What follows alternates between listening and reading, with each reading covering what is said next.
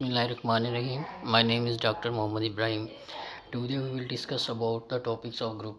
What are the groups and what are the basic results about group, how to prove a set which is either it is group or not. हम mathematically method की जो book है उसकी जो है theory करने की कोशिश करेंगे। चैप्टर 2 मैथमेटिकल मेथड 2 का सबसे पहला इसके अंदर टॉपिक जो है वो ग्रुप का है। तो सबसे पहले हमें ये पता होना चाहिए कि ग्रुप आया कहाँ से। ग्रुप का जो वर्ड है वो पहली बार जो है कॉइन किया गया था हमारे पास, जो गैलोस एक साइंटिस्ट थे उन्होंने लिया। उसके बाद हेनरिच वेबर और वाल्टर ने 1882 में इसकी डेफिनेशन दी थी। ठीक है, फर्स्ट टाइम कॉइंड बाय गैल्वस किया गया, लेकिन इसकी जो प्रॉपर डेफिनेशन है ग्रुप की वो हमारे पास वेबर और वाल्टर ने दी थी इन 1882। अब हम इसकी डेफिनेशन की तरफ चलते हैं। तो सबसे पहले अगर हम ग्रुप को डिस्कस करना चाहते हैं तो ग्रुप हम बेसिकली और फॉर्मली जो है ग्रुप को किसी भी हम अमूमन इसको कैपिटल लेटर जी से डिनोट करते हैं। जब भी हम ग्रुप लेते हैं, फॉर एग्जांपल हम जी से ले रहे हैं, तो सबसे पहले ये वाला जो सेट है ये नॉन एम्प्टी होना चाहिए। नॉन एम्प्टी क्यों होना चाहिए? क्योंकि कोई ना कोई इसके अंदर एलिमेंट होगा तभी हम इसके अंदर कोई ऑपरेशन परफॉर्म कर सकते हैं। अगर इसके अंदर कोई एलिमेंट नहीं है तो हम इसके ऊपर क्या ऑपरेशन परफॉर्म कर सकते हैं, इसलिए इसको नॉन एम्प्टी लेना पड़ता है।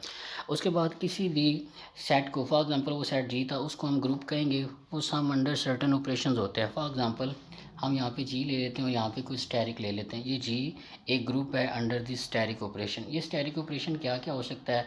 ये यूजुअल ऑपरेशन हमारे पास प्लस हो सकता है, माइनस हो सकता है, डिवीजन हो सकता है और मल्टीप्लिकेशन हो सकता है। लेकिन अमूमन जो हम ग्रुप थ्योरी के अंदर या ग्रुप्स के अंदर जो रिजल्ट दोनों डिस्कस करते हैं वो हमारे पास हम मतलब विद रिस्पेक्ट टू एडिशन और with respect to multiplication check करते हैं किसी भी सेट को कि आइदर इट इज़ ग्रुप और नॉट। तो हम विद रिस्पेक्ट टू मल्टीप्लिकेशन और with respect to with respect to addition and with respect to multiplication किसी भी ग्रुप को चेक करते हैं कि वो ग्रुप है या नहीं है। उसके लिए हमारे पास कुछ सर्टन प्रॉपर्टीज़ होती हैं, हम उनको चेक करेंगे। अगर वो सेट या वो वाला सेट इन प्रॉपर्टीज़ को फॉलो करेगा तो वो हमारे पास ग्रुप होगा। अगर वो सेट इन प्रॉपर्टीज़ को सेटिस्फाई नहीं करता दैन वी कैन नॉट से, मतलब हम उसे ग्रुप नहीं कह सकते। तो उन प्रॉपर्टीज़ की तरफ चलते हैं कि वो कौन कौन सी है। हम यहाँ पे दो कॉलम बना लेते हैं। यहाँ पे with respect to group with respect to addition check कर लेते हैं और यहाँ पे group with respect to multiplication ले लेते हैं। ठीक है, सबसे पहले हमारे पास ये जो चीज़ है ये नॉन एम्प्टी है। हम इसको चेक करेंगे कि अंडर एडिशन ये ग्रुप है या नहीं है। फिर यहाँ पे हमारे पास जी जो है ग्रुप है, नॉन एम्प्टी सेट है नॉन एम्प्टी। हम इसको अंदर मल्टीप्लिकेशन चेक करेंगे कि क्या ये ग्रुप बनाता है या नहीं बनाता। तो सबसे पहले हमारे पास हम लेट कर लेते हैं फॉर एग्जांपल कोई दो एलिमेंट है, वो हमारे पास इस सेट जी से बिलोंग कर रहे हैं। पहली प्रॉपर्टी है, अगर दो एलिमेंट जी के अंदर बिलोंग कर रहे हैं तो इनका जो जो जिस ऑपरेशन के तहत हम इनको चेक कर रहे हैं उस ऑपरेशन के तहत इनका जो सम है वो भी जी में बिलोंग करना चाहिए।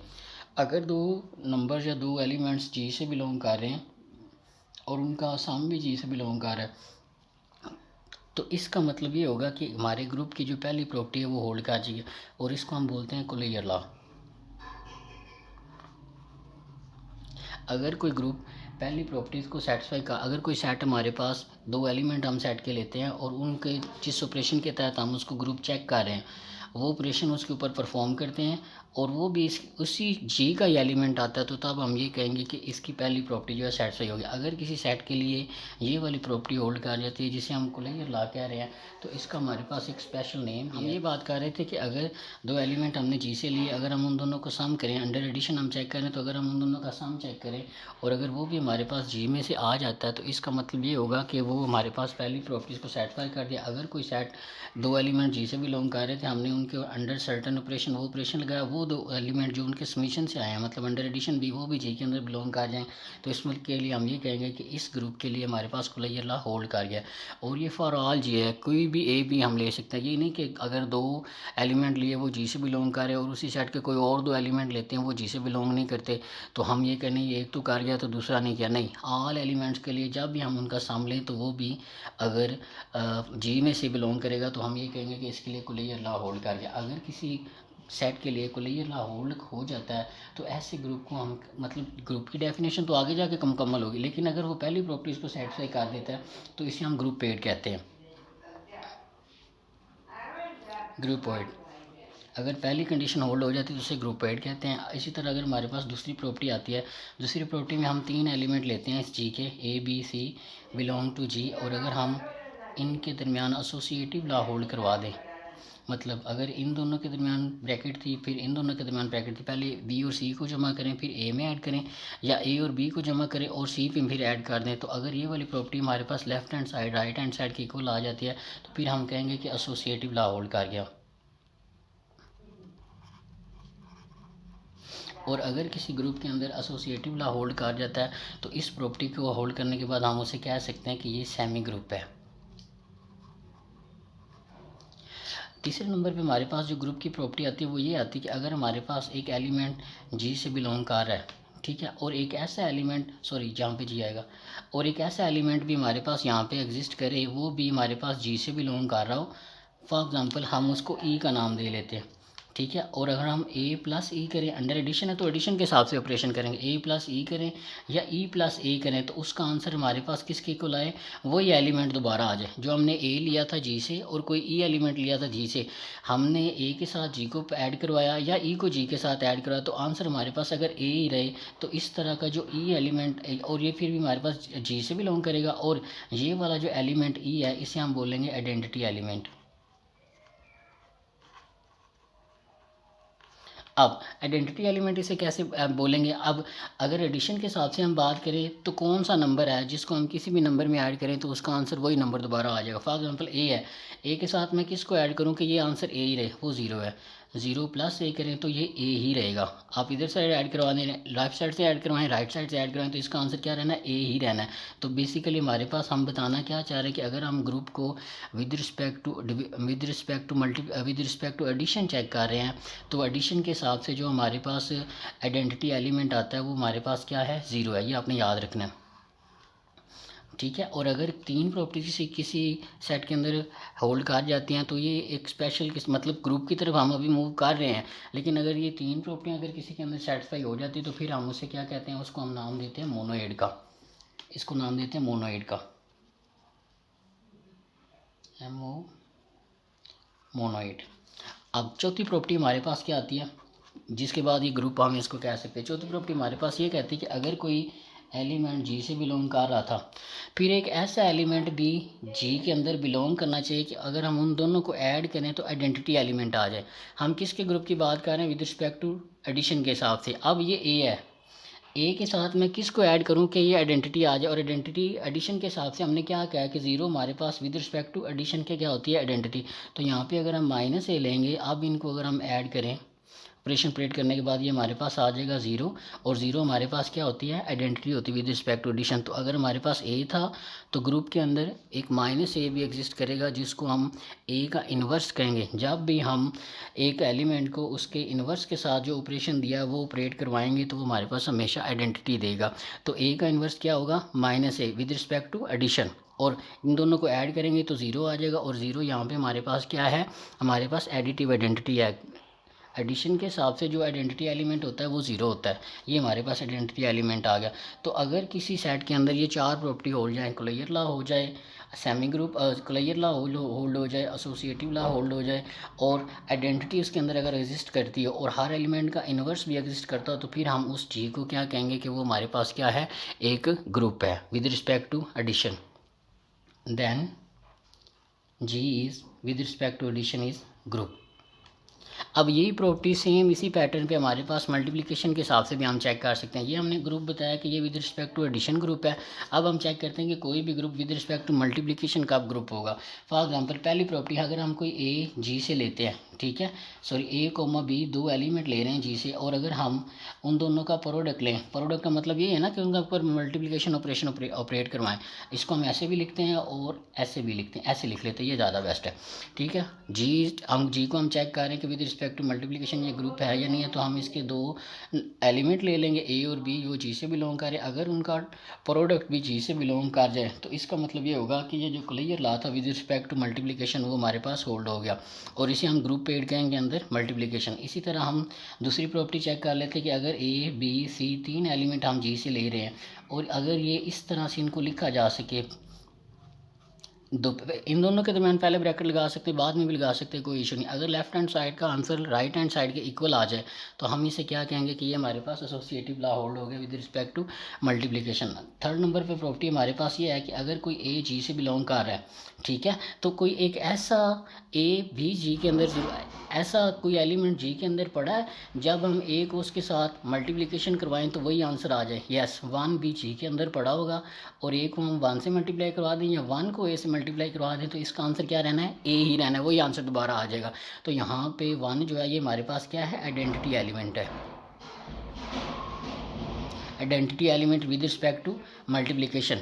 मल्टीप्लिकेशन के हिसाब से कैसा नंबर है जिसको उसी नंबर से मल्टीप्लाई करें तो वही नंबर ए ही हमारे पास आंसर है, वो 1 है, ठीक है। और नंबर 4 पे हमारे पास क्या आंसर है, नंबर 4 पे हमारे पास क्या पॉइंट है, वो ये कहता है कि अगर कोई ए जी से बिलोंग कर रहा है तो कोई एक -1 ए भी जी के अंदर बिलोंग करेगा कि अगर हम ए के साथ मल्टीप्लिकेशन लेते हैं या ए इनवर्स का ए के साथ मल्टीप्लिकेशन लेते हैं तो इसका आंसर क्या आना चाहिए, 1 आना चाहिए। और इसका आंसर आप देखेंगे कि क्या आएगा, ये ए है, ये ए है, ये आपस में कैंसिल आउट होकर इसका आंसर क्या बन जाएगा, हमारे पास 1 बन जाएगा। और ये हमारे पास क्या आ जाएगा, आइडेंटिटी। जब भी हम किसी एलिमेंट को उसके इन्वर्स के साथ जो ऑपरेशन दिया हुआ है वो परफॉर्म करेंगे तो हमारे पास उस ऑपरेशन की आइडेंटिटी आएगी। हमने मल्टीप्लिकेशन की आइडेंटिटी क्या बनाई है, 1 है, तो हम ए को उसके इन्वर्स से मल्टीप्लाई करवाएंगे तो उसकी आइडेंटिटी हमारे पास क्या आई है, 1 आई विद रिस्पेक्ट टू मल्टीप्लिकेशन। अब इसी तरह ये एडिशन के हिसाब से प्रॉपर्टी थी, ये हमारे पास किसके लिहाज से है, मल्टीप्लिकेशन के हिसाब से। आपने ये याद रखना है कि with respect to addition identity element क्या होता है, 0 होता है, कि 0 को उस नंबर के साथ जमा करवाएंगे तो हमारे पास वही नंबर ए ही आंसर आएगा। और multiplication identity with respect multiplication identity जो होती है वो हमारे पास 1 होती है विद रिस्पेक्ट टू मल्टीप्लिकेशन किसी भी एलिमेंट के लिए, कि एक एलिमेंट है उसको 1 के साथ मल्टीप्लाई कराएंगे तो वही आंसर आएगा। मल्टीप्लिकेशन के हिसाब से आइडेंटिटी एलिमेंट 1 होता है, एडिशन के हिसाब से आइडेंटिटी एलिमेंट हमारे पास क्या होता है, 0 होता है, ठीक है। तो अब एक और हमारे पास इसके अंदर तो ये वाली 4 प्रॉपर्टीज होल्ड होगी। तो अब हम जी को क्या कहेंगे कि जी विद रिस्पेक्ट टू मल्टीप्लिकेशन हमारे पास क्या बना रहा है, एक ग्रुप बना रहा है। अब हमारे पास एक स्पेशल ग्रुप प्रॉपर्टी आती है, अगर किसी भी ग्रुप के अंदर अंडर सर्टन ऑपरेशन, जिस ऑपरेशन की हम बात करें, फॉर एग्जांपल ये हम मल्टीप्लिकेशन ले रहे थे तो अगर हम एडिशन ले रहे तो अगर हम 2 एलिमेंट लें नंबर 5 पे ए कोमा बी हम लेते हैं, जी से बिलोंग कर रहे हैं, और अगर हम ए जमा बी करवा दें और बी जमा ए करवाएं तो दोनों का आंसर अगर हमारे पास सेम रहे, मतलब ये वाली प्रॉपर्टी होल्ड हो जाए, A plus B is equal to B plus A, तो उस तरह की प्रॉपर्टी अगर 5वीं प्रॉपर्टी भी किसी ग्रुप के अंदर होल्ड कर जाती है तो उस ग्रुप को फिर हम क्या कहेंगे, अबेलियन कहेंगे। और मल्टीप्लिकेशन में कोई 2 एलिमेंट अगर जी से बिलोंग कर रहे हैं, मल्टीप्लिकेशन के हिसाब से लेनी पड़ेगी, ए डॉट बी लें और वो बी डॉट ए के इक्वल आंसर आ जाए, तो अगर ये प्रॉपर्टी पहले ये 4 प्रॉपर्टीज होल्ड करेंगी तो वो ग्रुप होगा विद रिस्पेक्ट टू मल्टीप्लिकेशन। और अगर ये 5वीं प्रॉपर्टी भी होल्ड हो जाएगी तो फिर हम जी को ग्रुप तो कहेंगे लेकिन कौन सा ग्रुप कहेंगे, अबेलियन ग्रुप कहेंगे। और इस प्रॉपर्टी को जो ए जमा B is equal to B जमा A with respect to multi addition और A dot B is equal to B dot A under multiplication, अगर ये होल्ड हो रही है तो इस प्रॉपर्टी को हम नाम देते हैं कॉमोटेटिव प्रॉपर्टी। कॉमोटेटिव प्रॉपर्टी क्योंकि इसके अंदर एलिमेंट्स आपस में क्या कर रहे होते हैं, कम्यूट कर रहे होते हैं, कि अगर हम उनकी पोजीशन भी चेंज कर दें और ऑपरेशन तो हम वही रखेंगे तो वो हमारे पास क्या बनाएंगे, ग्रुप बनाएंगे। जी, अब हम चलते हैं मैथमेटिकल मेथड की बुक की तरफ और देखते हैं कि हमारे पास इधर ग्रुप की डेफिनेशन क्या दी हुई है। सबसे पहले हमारे पास डेफिनेशन एंड एग्जांपल लिखा हुआ है, चैप्टर का नेम हमारे पास ग्रुप्स है, चैप्टर नंबर 2 है। डेफिनेशन है let pair G comma asterisk where G is non empty set. सबसे पहले जी हमारे पास क्या होना चाहिए, नॉन एम्प्टी सेट होना चाहिए। और ये हमारे पास जो स्टेरिक है ये एक बाइनरी ऑपरेशन है ऑन जी के ऊपर, ठीक है। तो इस कॉल्ड ग्रुप, अगर किसी भी नॉन एम्प्टी ग्रुप जी को हम और ग्रुप कहेंगे अंडर दिस बाइनरी ऑपरेशन। ये बाइनरी ऑपरेशन क्या हो सकता था, एडिशन हो सकती थी, सब्ट्रैक्शन हो सकती थी, मल्टीप्लिकेशन हो सकती थी और डिवीजन हो सकती थी, जैसे हमने आपको पहले बताया। इसको हम ग्रुप कहेंगे इफ़ द फॉलोइंग कंडीशन और axiom of a group hold.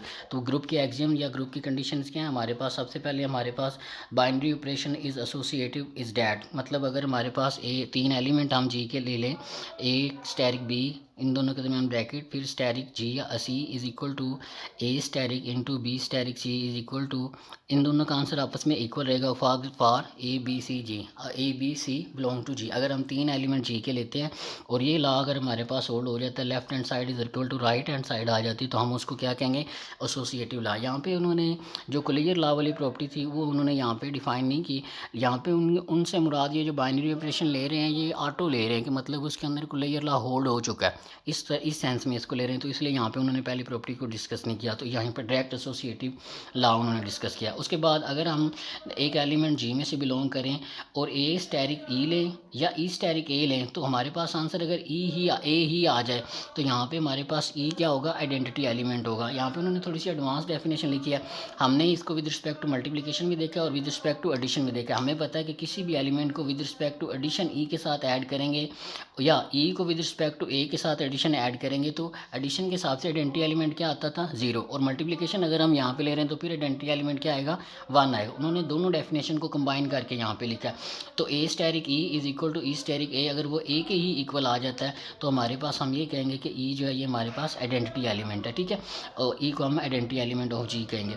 अगर हमारे पास कोई ए बिलोंग कर रहा है तो इस ए प्राइम भी उसके अंदर एग्जिस्ट करना चाहिए कि अगर हम ए और वो जो ऑपरेशन हम ले रहे हैं विद रिस्पेक्ट टू एडिशन ले रहे हैं या विद रिस्पेक्ट टू मल्टीप्लिकेशन ले रहे हैं, इस ए का उस ए के क्रॉसपोंडिंग अगर हम ऑपरेशन ऑपरेट करें या इस ए प्राइम का उसके साथ ऑपरेशन डिफाइन करें तो हमारे पास अगर ई के ही इक्वल आ जाए तो इसको हम क्या कहेंगे कि ए जो है वो उसका क्या है, ए प्राइम ए का क्या है, इन्वर्स है। हमने ये देख लिया सारी चीज़ें, हमने ये देख लिया कि अगर एक हमारे पास ए एग्जिस्ट कर रहा है विद रिस्पेक्ट टू मल्टीप्लिकेशन जो है इन्वर्स को ए की पावर -1 की फॉर्म में, ए इन्वर्स की फॉर्म में ऐसे लिखते हैं, ठीक है। तो ए को हम विद रिस्पेक्ट टू मल्टीप्लिकेशन अगर ए इन्वर्स के साथ क्लियर लॉ होल्ड करवाते हैं या ऑपरेशन परफॉर्म करवाते हैं तो हमारे पास 1 आ जाता है, और 1 क्या हमारे पास आइडेंटिटी एलिमेंट है। एडिशन के हिसाब से आइडेंटिटी एलिमेंट 0 आता है और एडिशन के हिसाब से जो एडिटिव इन्वर्स आता है वो -a आता है। यहाँ पे हमने लिया हुआ ये ए है, ये इसका -a जो है इसका एडिटिव इन्वर्स है, ये ए है, ये ए की पावर -1 या ए इन्वर्स, इसका ए का इन्वर्स है ये विद रिस्पेक्ट टू मल्टीप्लिकेशन, ये ए का इन्वर्स है, -a जो है ए का इन्वर्स है विद रिस्पेक्ट टू एडिशन। अगर एडिशन के हिसाब से लेंगे तो माइनस से उस एलिमेंट का ले लेंगे और आंसर 0 आ जाएगा, और 0 हमारे पास क्या होती है, एडिटिव आइडेंटिटी होती है एडिशन के हिसाब से। और अगर ए और ए का इन्वर्स ले लें और उन दोनों के आपस क्लियर लॉ होल्ड कराएंगे तो वो 1 आएगा, और 1 हमारे पास क्या होती है, मल्टीप्लिकेटिव आइडेंटिटी होती है विद रिस्पेक्ट टू मल्टीप्लिकेशन। तो ये हमने कुछ डिस्कस किए हैं ग्रुप की डायग्राम। अब हम इसकी एग्जांपल की तरफ चलते हैं। एग्जाम्पल में हमारे पास सबसे पहले उन्होंने क्या लिखा हुआ है, ये आगे वाली डेफिनेशन आ गई अबीलियन ग्रुप के लिए, और कॉमोटेटिव जिसे हम कहते हैं G asterisk is said to be abelian और commutative group if A cross A asterisk B is equal to B asterisk A. यहाँ पे स्टैरिक क्या हो सकता है, प्लीज एडिशन हो सकती है और मल्टीप्लिकेशन हो सकती है, और सम टाइम अगर हम विद रिस्पेक्ट टू डिवीजन या सब्ट्रैक्शन चेक कर सकते हैं तो वो भी यूजुअल ऑपरेशन हम ले सकते हैं, लेकिन नॉर्मली जो हम एडिशन और मल्टीप्लिकेशन ऑपरेशन लेके चलते हैं, ठीक है। ठीक, if there is a pair of element a comma b, और अगर ये इक्वल आ जाए तो उसे हम अबीलियन ग्रुप कहेंगे या कॉमोटेटिव ग्रुप कहेंगे। और अगर हमारे पास ये प्रॉपर्टीज होल्ड नहीं करती कि मतलब लेफ्ट हैंड साइड का राइट हैंड साइड का इक्वल आंसर नहीं आता, तो फिर हम उस तरह की जो हमारे पास ग्रुप होगा उसको हम क्या कहेंगे, नॉन अबीलियन ग्रुप कहेंगे। यहाँ पे उन्होंने कुछ थोड़ी सी एक्सप्लेनेशन दी है। Usually binary operation in a group is either denoted by, अगर हम किसी भी यूजली बाइनरी ऑपरेशन को ले रहे हैं, अगर हम मल्टीप्लिकेशन के हिसाब से लें तो ये हम मल्टीप्लिकेशन के हिसाब से अगर डॉट लगा लेते हैं, और एडिशन के हिसाब से अगर हम लें तो फिर हम प्लस लगा लेते हैं। और इसको लिखते कैसे हैं, ये लिखने का तरीका है विद रिस्पेक्ट टू मल्टीप्लिकेशन किसी भी ग्रुप को, और अंडर एडिशन लिखना तो ये उसका तरीका है। और उसके साथ उन्होंने बताया हुआ है कि विद रिस्पेक्ट टू अगर मल्टीप्लिकेशन ए है तो उसका इन्वर्स ए की पावर -1 लिखेंगे, और अगर विद रिस्पेक्ट टू एडिशन हम किसी एलिमेंट का इन्वर्स लिखना चाहते हैं तो ए के साथ क्या लगा देंगे, माइनस लगा देंगे। ये चीज़ें हमने पहले सारी एक्सप्लेन कर दी हैं। उसके बाद हमारे पास एक रिजल्ट आ रहा है, an element X belong to group G is said to be idempotent if X square is equal to E. ये क्या कह रहा है, ये कह रहा है कि अगर हमारे पास एक ग्रुप जी है उसके अंदर एक एलिमेंट एक्स पड़ा हुआ है, अगर हम एक्स की पावर 2 टाइम ले लें, मतलब एक्स को एक्स से मल्टीप्लाई करवा दें और उसका आंसर एक्स के इक्वल ही आ जाए, तो इस तरह का जो एलिमेंट होता है उसको हम क्या बोलते हैं, एडम्पोटेंट एलिमेंट बोलते हैं। और यहाँ पे उन्होंने एक उसकी मज़ीद डिस्क्रिप्शन दी है, only idempotent element in a group G is identity element, कि किसी भी ग्रुप के अंदर जो एडम्पोटेंट एलिमेंट मतलब ऐसा एलिमेंट जिसको उसी से ज़रब करवाएं, मतलब उसका स्केयर आए और वो उसी एलिमेंट के इक्वल आ जाए, उसका स्केयर उसी के इक्वल आ जाए, तो वो कौन सा एलिमेंट हो सकता है किसी भी ग्रुप के अंदर? वो आइडेंटिटी एलिमेंट हो सकता है। यहाँ पे आप बता सकते हैं कि with respect to addition and important element क्या हो सकता है? जीरो का स्केयर जीरो हो सकता है, ठीक है। और विद रिस्पेक्ट टू मल्टीप्लिकेशन उसका आइडेंटिटी एलिमेंट क्या हो सकता है? वन का स्केयर वन के इक्वल आ सकता है। तो इसका मतलब ये हुआ कि किसी भी ग्रुप के अंदर जो आइडेंटिटी एलिमेंट है वो ही इम्पोर्टेंट हो सकता है। और अगर हम with respect to addition group की बात करें तो वो जीरो है, और अगर हम मल्टीप्लिकेशन के हिसाब से इम्पोर्टेंट एलिमेंट चेक करना चाहते हैं तो वो हमारे पास क्या होगा? वन होगा।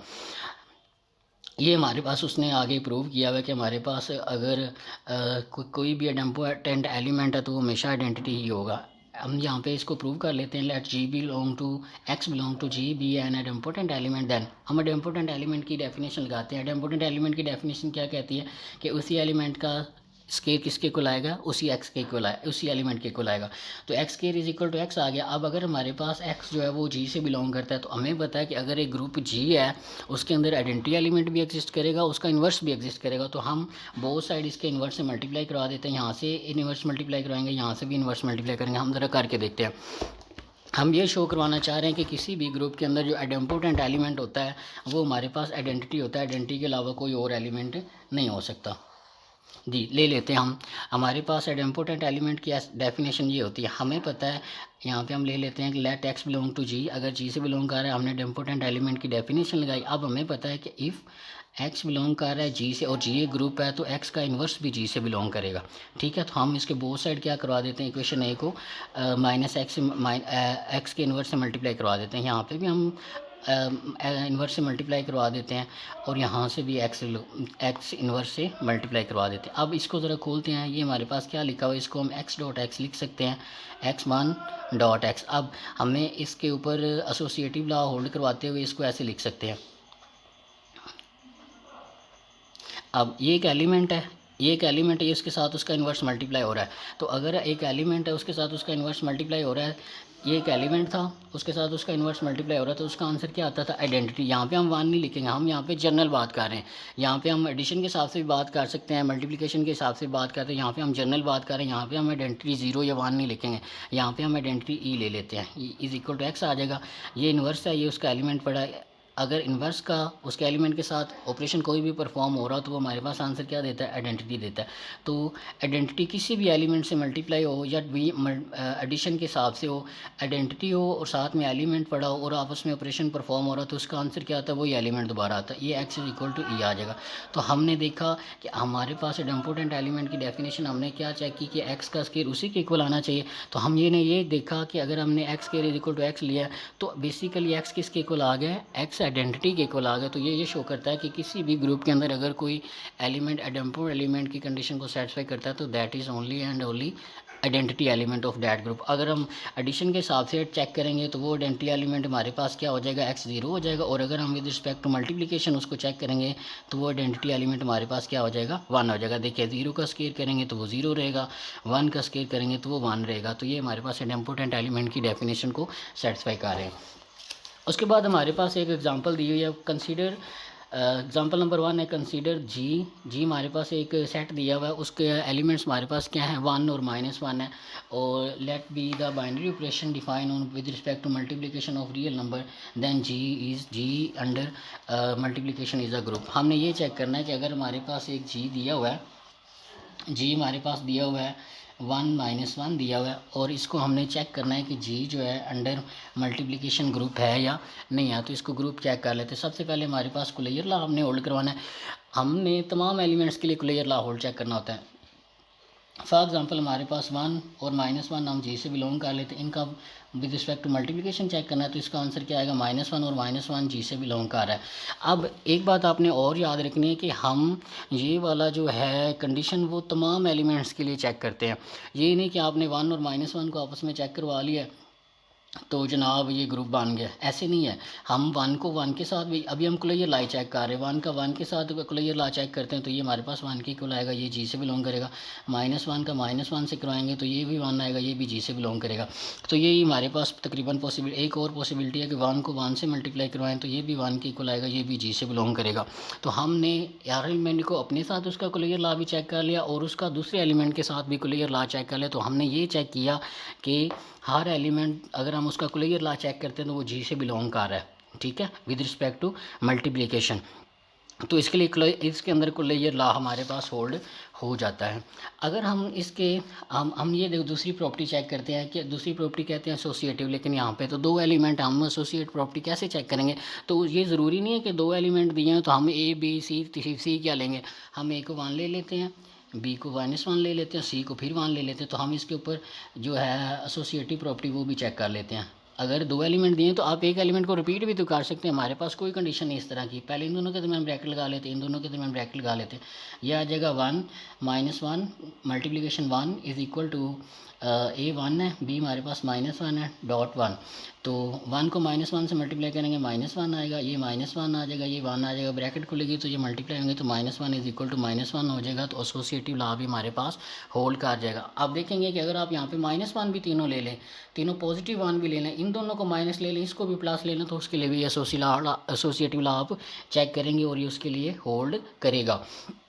तीसरे नंबर पे हमें ये पता होना चाहिए कि अगर हमारे पास एक एलिमेंट बिलोंग कर रहा है जी से, तो एक ई जो है आइडेंटिटी भी जी से बिलोंग करनी चाहिए, जिसको हम ए के साथ ई लें या ई को ए के साथ लें तो उसका आंसर वही ए आना चाहिए। अब आपने ये देखना है कि हमारे पास आइडेंटिटी एलिमेंट क्या होता है। मैंने आपको बताया था कि विद रिस्पेक्ट टू मल्टीप्लिकेशन अगर हम चेक करें तो आइडेंटिटी एलिमेंट हमारे पास क्या होता है 1। तो अगर हम ए को 1 ले लें तो ई को हमारी पास आइडेंटिटी क्या होगी, वो भी 1। तो 1 को 1 के साथ ए 1 ले लिया, बी भी 1 ले लिया, तो हम A1 E1 ई भी 1 है तो इसका आंसर 1 आएगा और वो जी से बिलोंग कर रहा है। ए के लिए हमने आइडेंटिटी एलिमेंट चेक कर लिया, अब 1 के लिए चेक कर लेते हैं। तो इसको इससे मल्टीप्लाई करवाएंगे तो हमारे पास -1 आएगा, वो भी जी से बिलोंग कर रहा है। तो इसका मतलब ये हुआ कि आइडेंटिटी एलिमेंट इसके अंदर एग्जिस्ट कर रहा है और वो क्या है हमारे पास +1 है। अब हम इन्वर्स की बात करते हैं। तो हमारे पास इन्वर्स के लिए चौथी प्रॉपर्टी हमारे पास क्या है कि अगर हम एक एलिमेंट जी से बिलोंग कर रहे हैं, एक ऐसा एलिमेंट हमारे पास जी के अंदर ज़रूर बिलोंग करना चाहिए कि उसको जी के साथ हम उसका जी इन्वर्स एलिमेंट लें और उसके लिए हम क्लियर ला होल्ड करवाएं तो आइडेंटिटी एलिमेंट बन जाए। तो 1 को हम किसके साथ मल्टीप्लाई करें तो इसका आंसर -1 आएगा, तो वो हमारे पास 1 ही होगा 1 के लिए। तो 1 को 1 से मल्टीप्लाई करेंगे तो ये 1 हमारे पास आ जाएगा। और अगर हम -1 की बात करें, -1 जी से ले लेते हैं और -1 का इन्वर्स चेक करना चाहते हैं तो -1 का इन्वर्स क्या होगा मेरे बेटा, -1 ही होगा। तो ये हमारे पास 1 को -1 से मल्टीप्लाई करवाएंगे तो वो हमारे पास क्या आएगा +1 और ये आइडेंटिटी एलिमेंट और वो हमारे पास आ गया। देखिए अगर आप यहाँ पे -1 ले रहे हैं एलिमेंट, ठीक है, ये -1 ले रहे हैं, अगर हम उसको 1 से मल्टीप्लाई करवाएंगे तो -1 का आंसर क्या आ जाएगा, -1 आएगा। लेकिन -1 का आंसर हमारे पास क्या आएगा, -1 आएगा। तो हमें तो ये चाहिए था कि हम इन्वर्स इसका ले रहे हैं, जब इन्वर्स को इस एलिमेंट से मल्टीप्लाई करवाना है तो आइडेंटिटी एलिमेंट आना चाहिए। तो अगर यहाँ पे -1 आएगा तो बेसिकली वो हमारा आइडेंटिटी एलिमेंट नहीं होगा। तो -1 का इन्वर्स क्या है, -1 है, क्योंकि -1 को -1 से मल्टीप्लाई करेंगे तो आइडेंटिटी एलिमेंट बनेगा और identity element with respect to multiplication हमारे पास क्या है, 1 है। तो ये हमारे पास 1 आइडेंटिटी एलिमेंट आ जाएगा। हर एलिमेंट के लिए हमारे पास आइडेंटिटी एलिमेंट का कंडीशन भी सेटिस्फाई होगी। हमारे पास क्लियर लॉ भी होल्ड हो गया, मोनोएड भी हो गया, सेमी ग्रुप भी हो गया और ग्रुप एड भी हो गया। और हमारे पास जो है चौथी प्रॉपर्टी जो ग्रुप से सेटिस्फाई करने के लिए थी कि हर एलिमेंट का इन्वर्स एग्जिस्ट करना चाहिए, वो भी एग्जिस्ट करेगा। तो इसका मतलब हमारे पास क्या हुआ कि ये जो हमने जी लिया हुआ था ये हमारे पास अंदर मल्टीप्लिकेशन क्या बना रहा है, एक ग्रुप बना रहा है। अगर आप यहाँ से थोड़ा सा गौर करें तो ये हमारे पास अबिलियन ग्रुप भी बना रहा है। अगर हम इसके कोई से दो एलिमेंट ले लें, अगर हम लेफ्ट साइड से उसको मल्टीप्लाई कराएंगे तो राइट साइड की अगर हम उनकी पोजीशन चेंज कर देंगे तो वो कम्यूट भी करेंगे, तो ये हमारे पास कॉमोटेटिव ग्रुप भी हमारे पास बनाएगा। ठीक है, उन्होंने इसको प्रूव नहीं किया, हमने इसको प्रूव कर दिया। ठीक है जी, हमने प्रूव करना था कि जी अंडर बाइनरी ऑपरेशन जो है मल्टीप्लिकेशन ये हमारे पास ग्रुप बनाता है, तो ये ग्रुप बनाता है। एग्जांपल 2 है G with respect to addition, इसको set of integer with respect to addition है, ये set of rational number with respect to addition है, set of real number with respect to addition है और set of complex number with respect to addition. ये हमारे पास चारों जो set हैं अंडर एडिशन ग्रुप ये हमारे पास ग्रुप बनाते हैं। ठीक है, इसको हम क्लियरली चेक कर लेते हैं और उसके बाद ये आगे कैलिस टेबल आ रहा है, इसको भी हम प्रूव कर लेते हैं कि कैलिस टेबल हमें क्या बताता है या हमारे पास किस तरह वर्क करता है। तो बेसिकली हमने अभी एक ग्रुप लिया है और उसकी हमने with respect to addition, with respect to multiplication identities देखी हैं और उसके रिलेटेड हमने एग्जांपल देखी है। नेक्स्ट लेक्चर में हम इससे आगे मूव करेंगे इंशाल्लाह। Thank you very much.